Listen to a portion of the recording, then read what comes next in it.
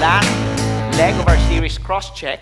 And for the past 3 weeks, and this is the 4th week, we've been talking about cross-checking our lives, the authenticity of our walk with God, the authenticity of our faith with regards to following God dun sa Word ni God. Sa living Word, Jesus, yung buhay niya, at sa written Word in the Bible. And hopefully, we are a people who love the Bible, who would read, and not just read it, but get to know God as we read the Bible. And alam naman po natin na tayo po ay nakatira sa, nabubuhay sa isang mundo na may mga uncertainties. Tama po?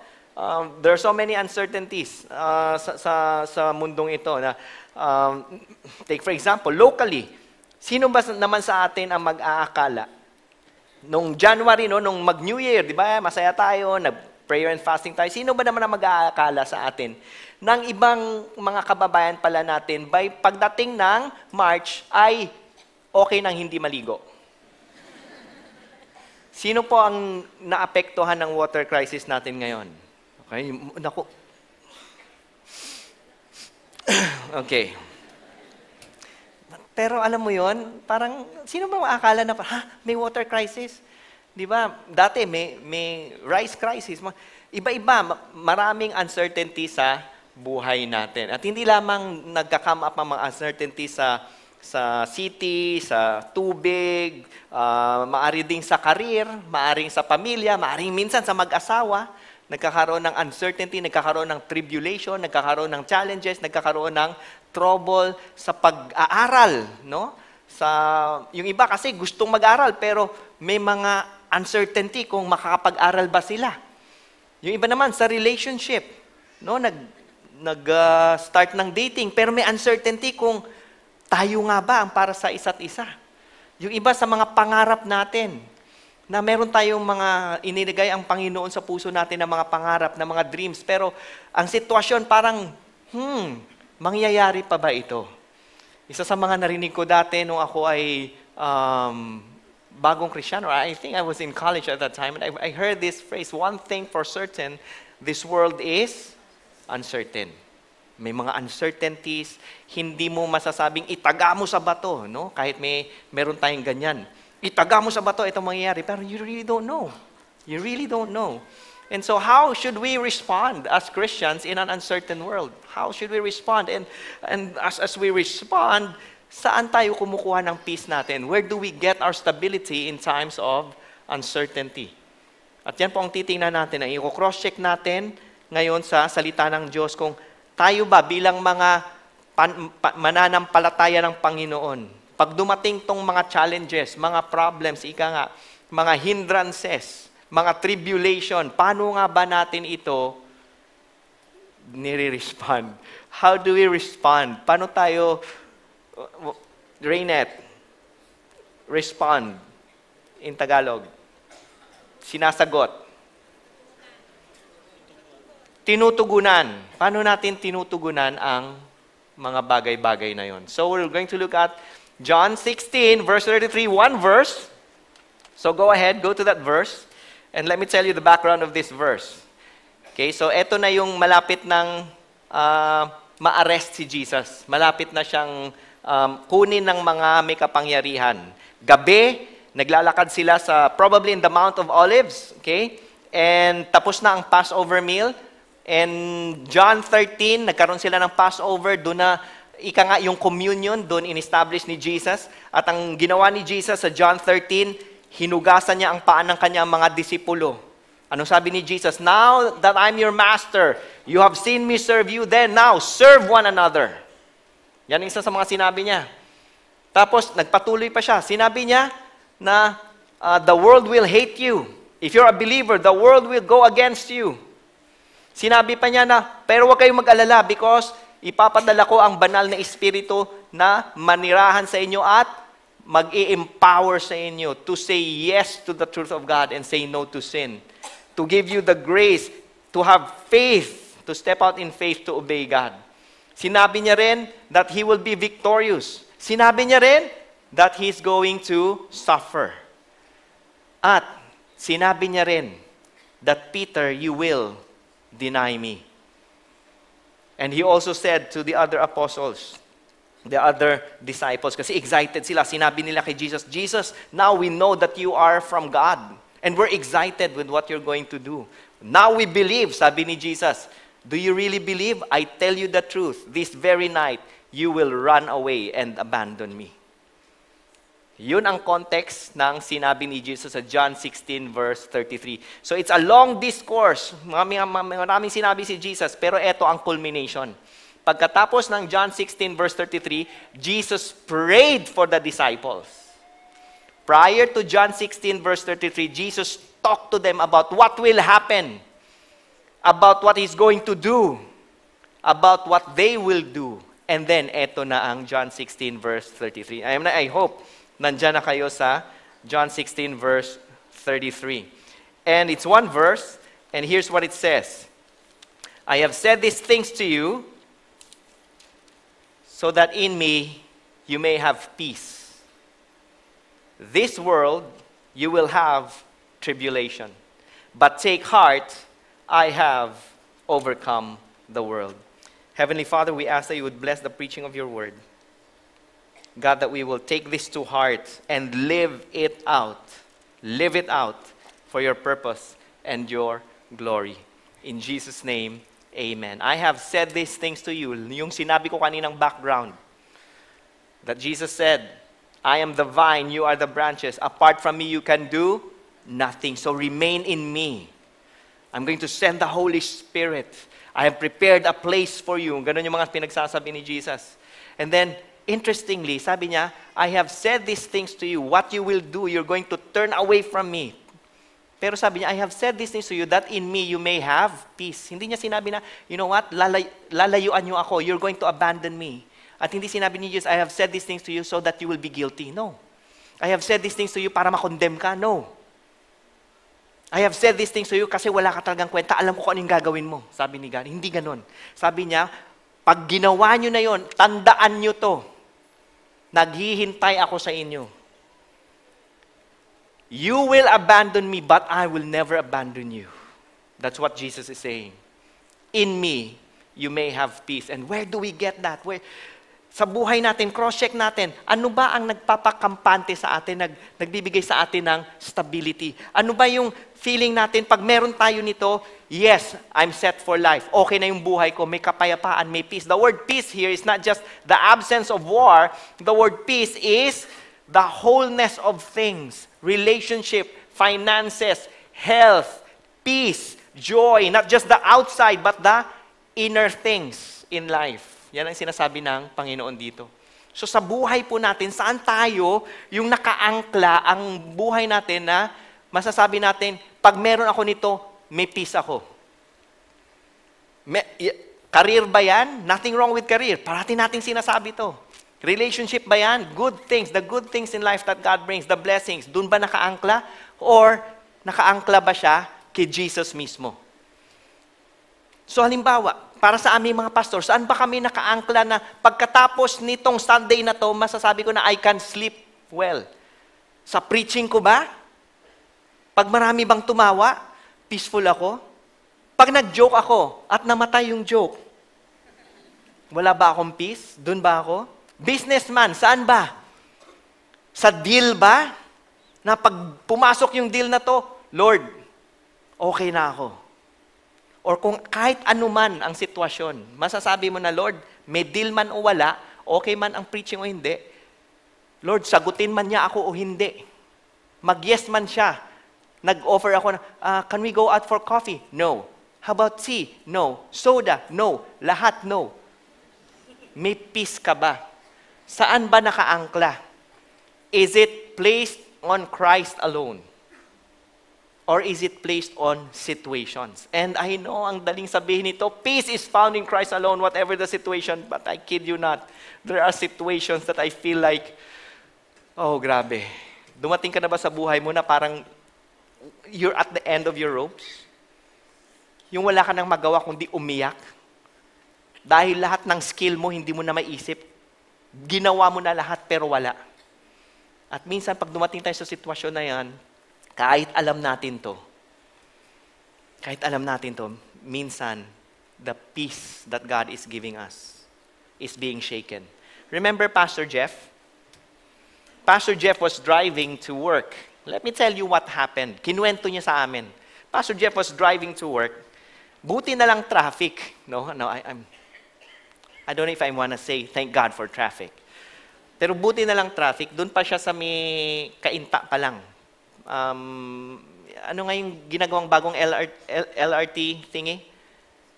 Yung street na yun, no? Ginagawa ng LRT thing. Okay? Doon pa lang siya. Tapos nagda-drive siya, traffic, bigla na lang nahulog yung kamay niya. Okay, hindi natanggal. Gumanon lang, okay? Nahulog, pinulog. Hindi ganon. Parang ganon. Ganon. Tapos, syempre nagulat siya kasi involuntary nahulog, tapos hindi niya maramdaman. Nagnam. Pagkatapos nun, gumanong ganon. I'm not making it up. Gumanong ganon. So, mas lalo siyang kinabahan. Bakit? Kasi habang gumaganon-ganon yung kamay niya, yung buong arm niya, hindi niya nararamdaman at all. And then, yung paa niya, ganon din. Hindi na niya ma-move. So, kailangan gamitin niya yung left niya para apakan yung gas and then, tinabi niya. Buti na tabi niya. Tapos sabi niya, Rev, sabi niya sa akin, sa dinami-dami ng verse na alam ko, ni isa sa kanila walang pumasok sa isip ko. Initially. Ano yung pumasok? Takot. Fear. Because hindi niya alam kung anong nangyayari. Hindi niya alam kung pag pumunta yan dito, di gagano na. Di ba? Paano pag pumunta dito? Di gagano na. So, but, initially, sabi niya, ang pumasok sa ano niya is fear. And then after a while, nung mahimasmasan na siya, doon na siya nag-pray. Okay, now put that in a bigger scale. Can you attest to that? That initially, ang pumapasok sa atin is fear. But when we understand that peace is anchored on Christ, mahihimasmasan at mahihimasmasan tayo. Amen? Darating tayo sa point na hindi. Jesus is my peace. And then he prayed. And then he sought help. God gave him wisdom. Tumawag siya kung sinong tatawagan niya and stuff. Tapos while he was waiting for 30 minutes, sabi niya, it's the longest 30 minutes of my life. Grabe. Peace is found in Christ alone, whatever the situation. That's so nice to hear, easy to say, but let me tell you, when you are in a situation and you feel afraid, remember this. Because here's what Jesus said. When he knew his disciples will desert him. Here's what he said. I say these things not to condemn you. I say these things to remind you that your peace is in me. That you may abandon me, but I will never abandon you. You may reject Christ, but Christ will never. He will always welcome those who are repentant. Amen? So don't play. Don't play with your Christian walk. Don't toy around. Don't think that you can walk one way and then walk with Christ. No, it's either here or here. I hope that if you are in a place of abandoning Jesus, you come to realize, lahat ng ipapalit mo sa Kanya is uncertain. Siya lang ang certain sa buhay na to.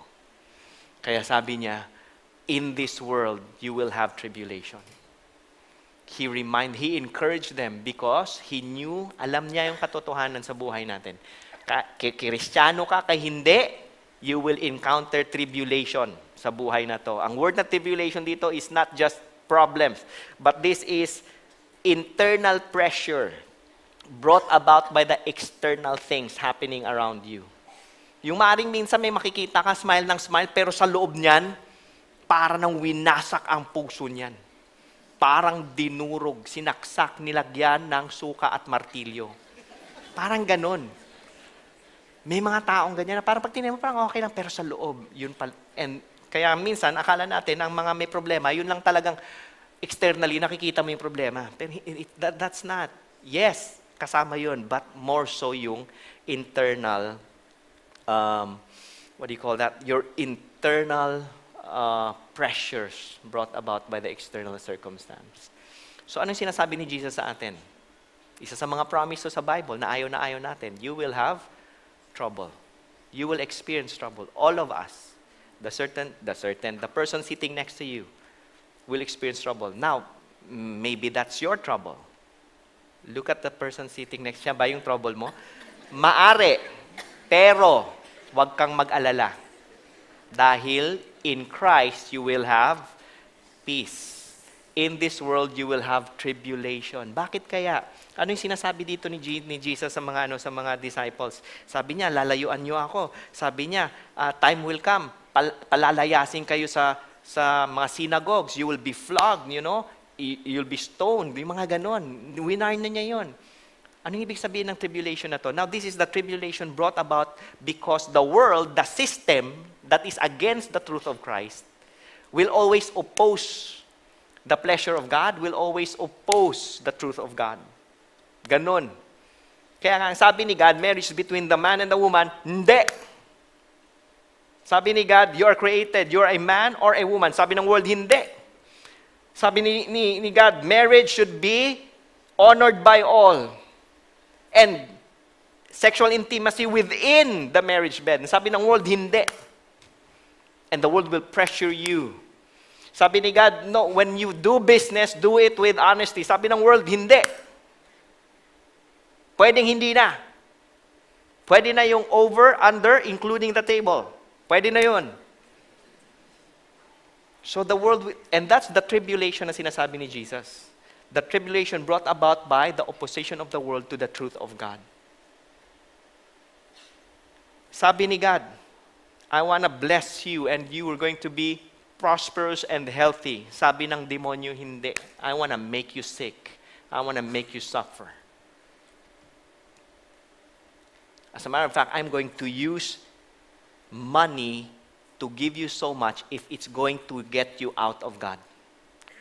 Kaya minsan akala natin ang tribulation yung walang pera lang. Hindi, minsan ang tribulation yung sobra na ang pera na nilalayuan mo na ang Panginoon. At pag ginawa mo yan, kahit sobra pera mo, there's going to be an internal pressure. Dahil alam mo lang, there's something wrong. And God wants you back. Tribulation. Some of us, we've gone to tribulation dahil sa kasalanan ng iba. Yung iba sa atin, nasa tribulation tayo dahil kasalanan natin. Di ba? Kumusta marriage mo? Problema nga parati kami nag-aaway. Bakit? Kasi may babae ako dapat ka lang awayin. Ganun talaga yun. Diba? So minsan, problema nga hirap ng ang terror kasi ng teacher namin nag-aaral ka ba? Hindi rin, pero terror talaga siya Ganun, naalala. Sorry naalala ko na naman. Sabi ng teacher, grade 4, grade 3, sabi ng teacher ko, nagtuturo yung teacher ko.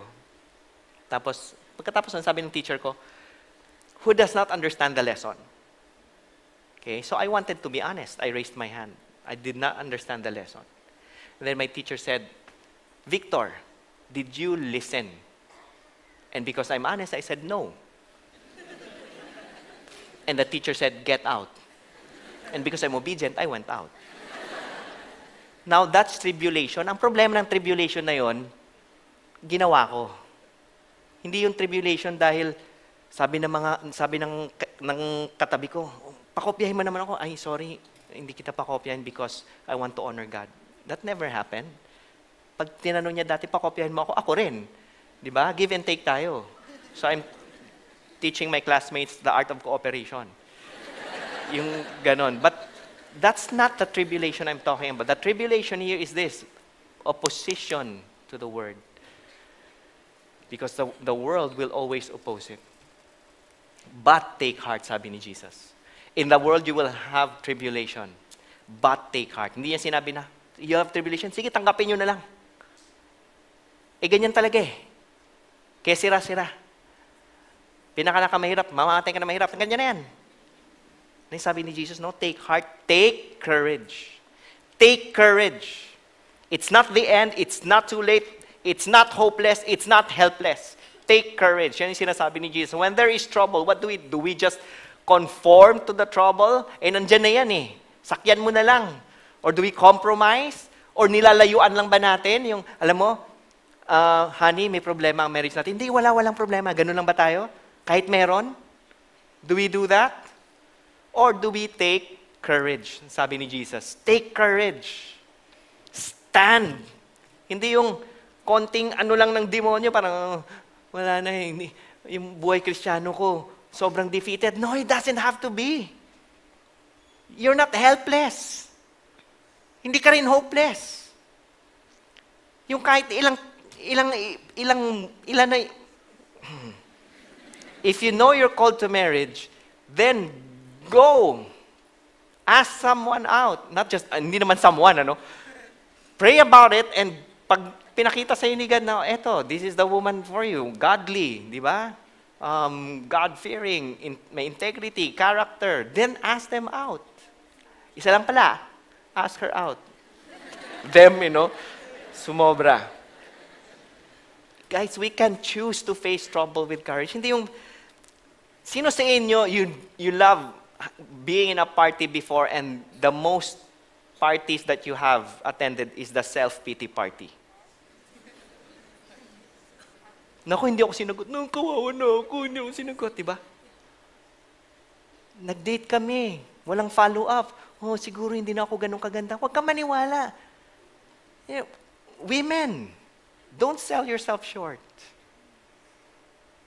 Yung may kilala ko dati, nag-resign siya sa trabaho niya. Kasi, sabi sa kanya ng boss niya, pirmahan mo lang to. Lahat naman tayo ginagawa rito. Ayaw niya. So, nagparinig na, kung hindi mo gagawin to, di ba, baka pwede. So, nag-resign siya. At habang nung nag-tender siya ng resignation, yung boss niya nagja-just, alam mo,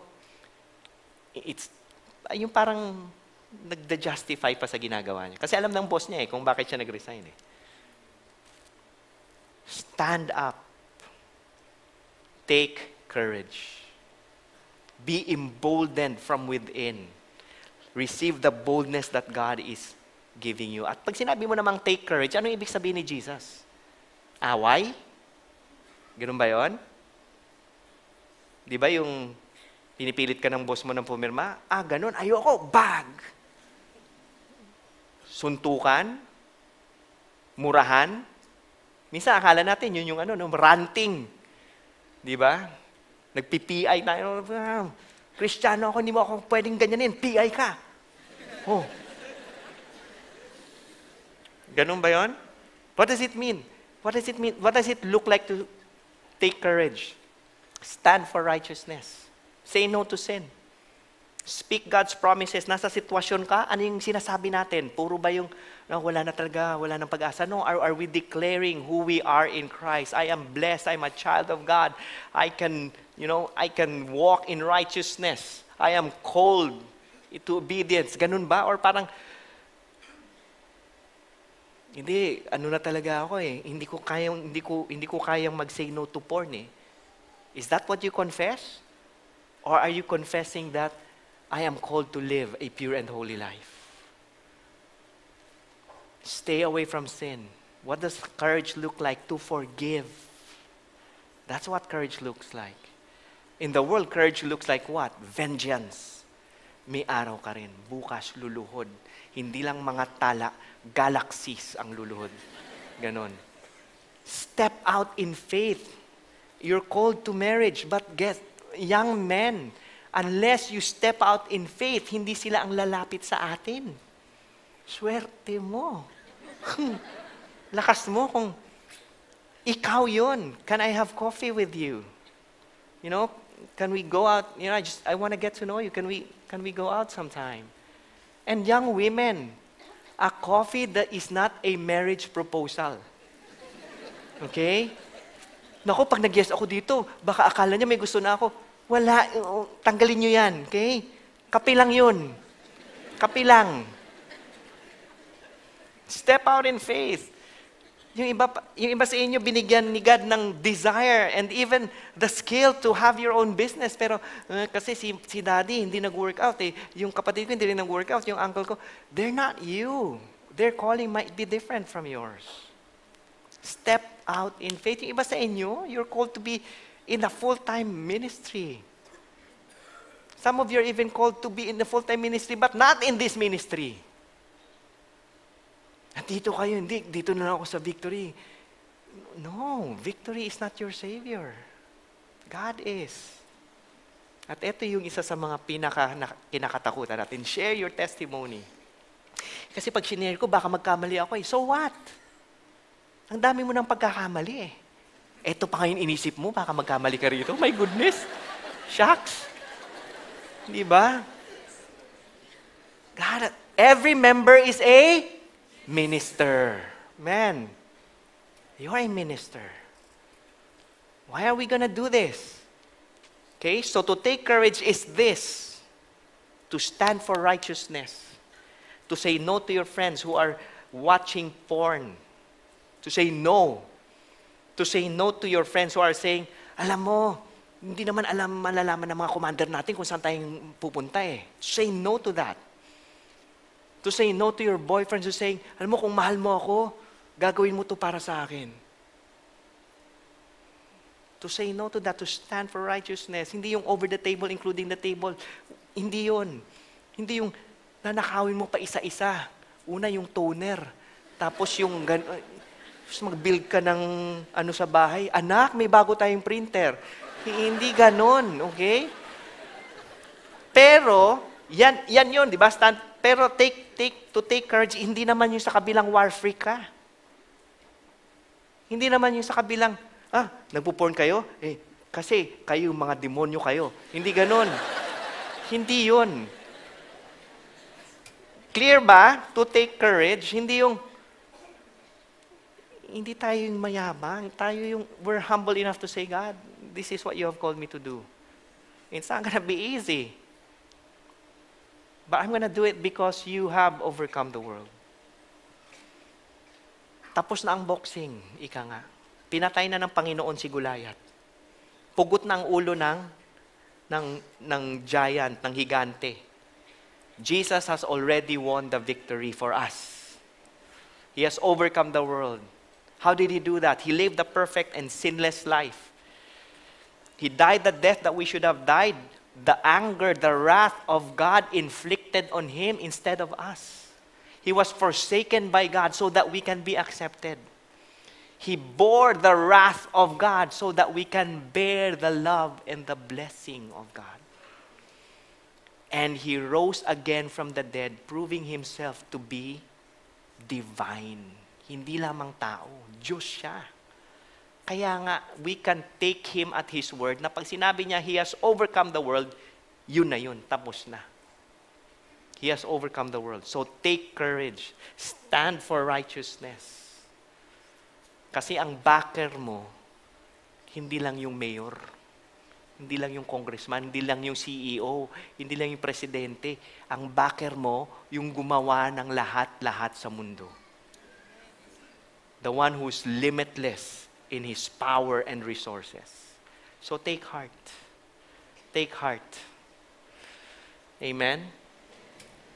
David was going to kill Goliath, going to fight with Goliath. Yung mga Israelites nangangatog ang tuhod.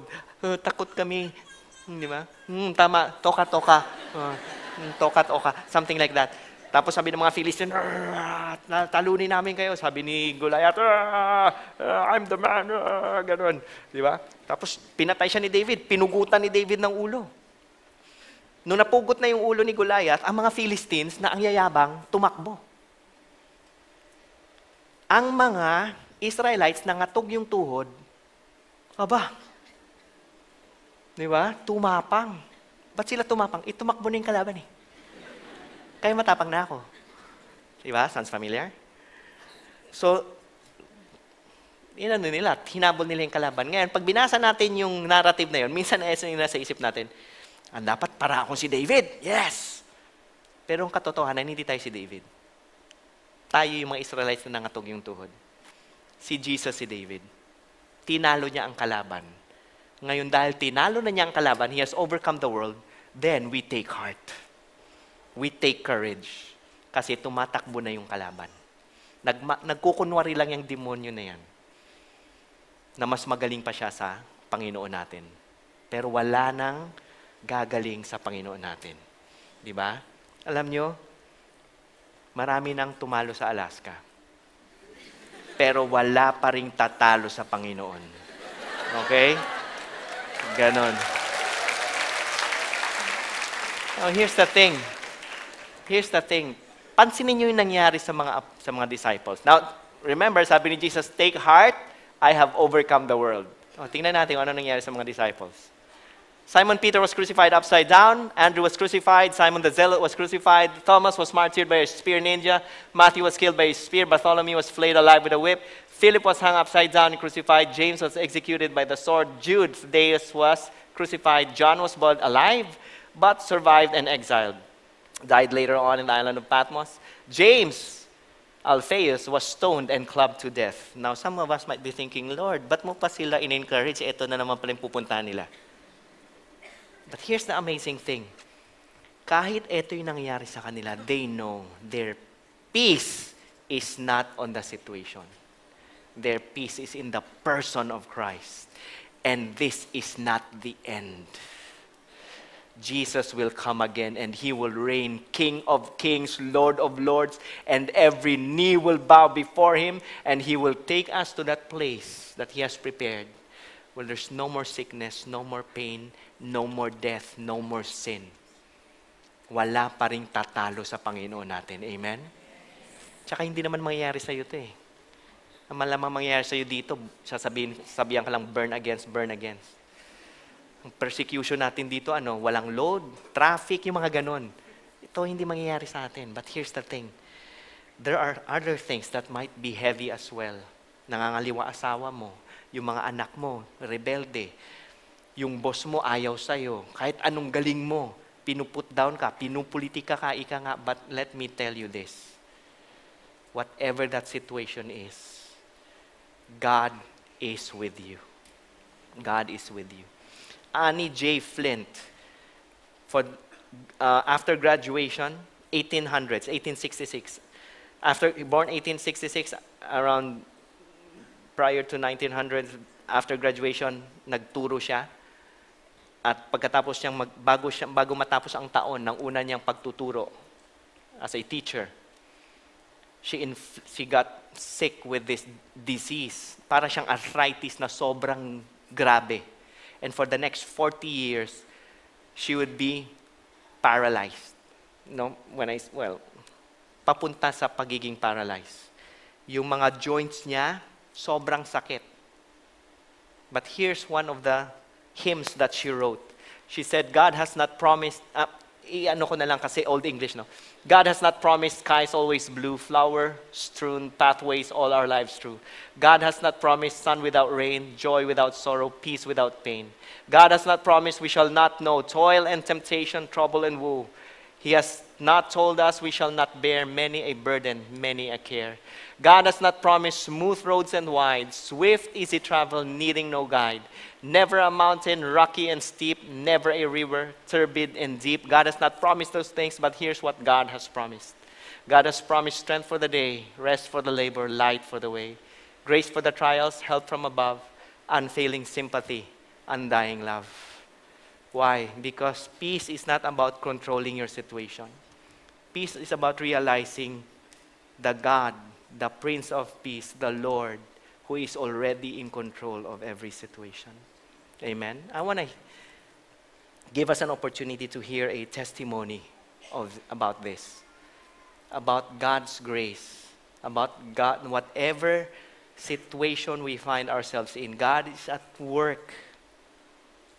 work to bring peace into our hearts. So I want to call Mark De Los Santos to share his testimony. We heard this testimony yesterday in our Equip conference. I was so blessed and I wanted you to hear it and be blessed as well. Thank you, Mark. Magandang hapon po. Ako po si Mark De Los Santos. Mula po nung pagkabata ko pa, hindi ko nakilala yung tunay kong magulang, yung nanay ko, tsaka yung tatay ko. Hindi ko po kilala sila. And then, palipat-lipat po ako ng bahay, ng tirahan. Umakot po ako ng mga 7 beses. Palipat-lipat. I was told many things na isa po doon, hindi po ako tunay na anak. And then, wala po akong pag-asa sa buhay. And then, wala akong pupuntahan. And I was also physically abused. One time, sinasaktan po ako dahil hindi ko lang po nasayang ng maayos yung pinapasayang po sa akin kasi nasunog ko po. Dahil po doon, sinasaktan po ako. Buti na lang din po may pumigil din dun sa taong bumugbog sa akin. And then nung college po ako, sinubukan ko pong hanapin yung tunay kong nanay. Gamit po yung Facebook. And then nag-message po ako, and then after 2 to 3 days, nantay ko po yung reply niya. And then sabi niya, kanino mo na laman yan, hindi kita tunay na anak.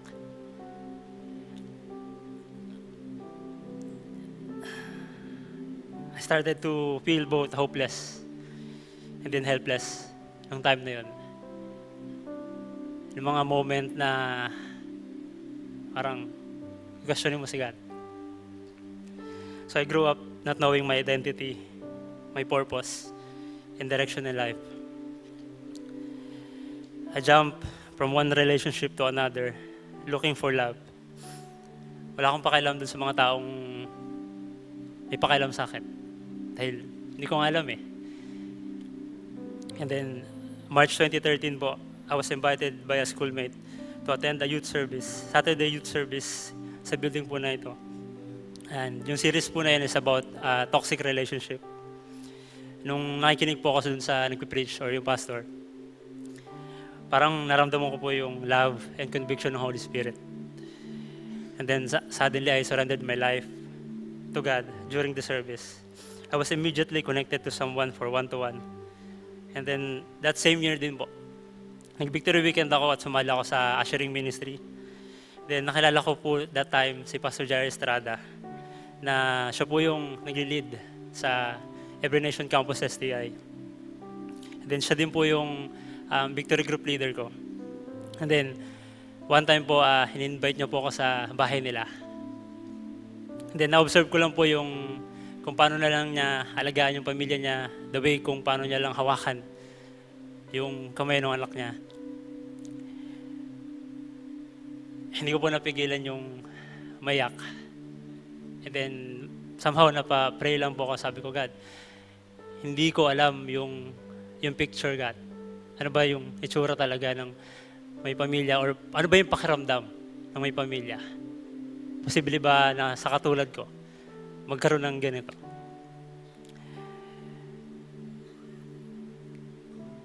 One time, sabi po sa akin ni Pastor JR, God is your Father. God is your Father. Nung time po na yun, nung sinasabi niya sa akin, hindi ko po naintindihan. Kasi wala nga po akong tatay. So parang, anong itsura nung, si God tatay, parang, paano itsura nun? And then noong 2014, namatay po yung kinikilala kong nanay, yung nag-adopt po sa akin, na siya po yung source nung security ko, yung stability, and then finances. Parang lalo kong na-feel na wala akong identity, na wala akong paglalagyan. I had to move to a relative's house in Laguna. But I didn't take long before they asked me to leave because they didn't have the financial means to support me. Pumunta po ako sa Maynila na dala ko lang po yung 1,000.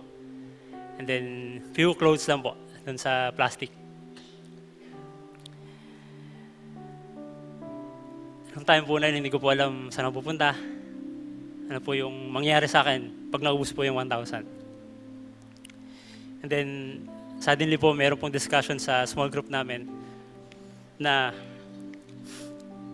if God is God of justice, naisip ko paano siya naging just kung maraming naghihirap katulad ko. Matapos ko ba yung pag-aaral ko, may makakain pa ba ako pag naubos yung 1,000? in my doubt and unbelief, I went to the Bible and suddenly came across in the Deuteronomy chapter 10, verse 18. And what I read was a promise. It was a promise from God that He executes justice for the fatherless and the widow and loves the foreigner, giving him food and clothing. May nakilala po ako dito sa church, pangalan niya po Paulo. Then, nung time po na yun, nag-offered siya na mag-stay ako sa apartment nila, which is magkakaibigan din po. Pinatuloy po nila ako without any asking na magbayad ako sa rent and anything. They just welcome me lang sa bahay nila.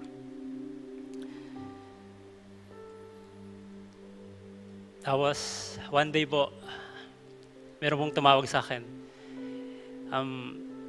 Nagtanong lang po siya kung pwede ba ako mag-support sa'yo to finish your college. Then after nun, they also supported me. Not just the finances to finish po yung pag-aaral ko, but also yung daily na pangailangan namin. Like yung grocery, yung bigas po, and so many things. And by that, pati po yung kasama ko sa bahay, they are blessed also. In 2016, while still a student, God gave me the privilege to join a short-term mission trip to Armenia. God miraculously provided for it. And also in 2017, I was able to enroll in Leadership 113 as a Victory Group leader. Even as a leader, I still had doubts and fears if I would really graduate from school. But God spoke to me through John 6, verse 68. To whom shall I go? You have the words of eternal life. I went to God again in prayer. Kahit limited yung binibigay na support sa akin, I was still very thankful to the family who supported me because what they gave allowed me to save up money for quite some time or months po to support my daily needs. By God's grace, I graduated last year, 2018 po. I was also thankful to God for using someone to disciple and lead other students in STI to Him. Little by little, I understood my identity, my destiny, and my purpose in Christ. By His grace, I was able to forgive. Yung tao pong nanakit sa akin, yung tao po nagsabi na wala kang matutunguhan, wala kang direksyon sa buhay. God's word became my delight. My life has become a daily journey of learning to apply and live out His word. I began to understand that my purpose is to reach out and disciple the lost, especially young men who are fatherless. It's my turn to remind them that there is hope in God, who is our present Father. God taught me as well, to the example of the person who discipled me, that discipleship is a relationship. It's God's gift for us to experience His love. And just this year po, akala ko tapos na sa akin si God. Nag-provide siya, everything. Tapos nakagraduate po ako. I was able to have a work din po. And God showed me again another proof of His love and faithfulness. He gave me the privilege of getting married to Melody.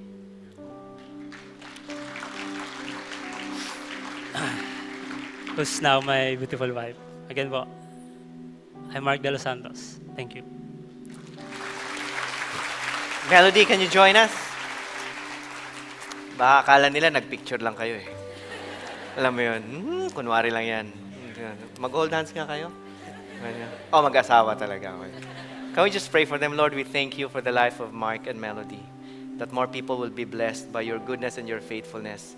And that testimony, Lord, na anuman ang harapin namin sa buhay, may ginagawa ka pong paraan because you are our peace and you have overcome the world. In Jesus' name, amen. Why don't we all stand? I want you to know this. God is for you. God wants you. And there is no other anchor for our peace except in Christ.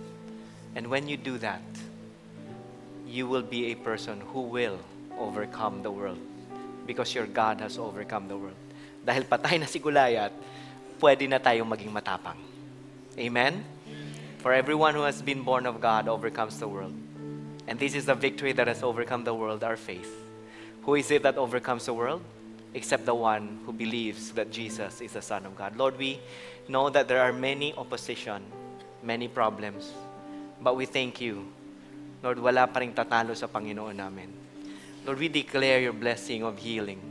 We declare your blessing of restoration. We declare your blessing of wisdom, Lord. We declare your blessing of, God, just the courage to step out in faith, Panginoon. We declare the blessing of peace in the name of Jesus. We declare the blessing of transformation. Hindi pa huli ang lahat, Panginoon.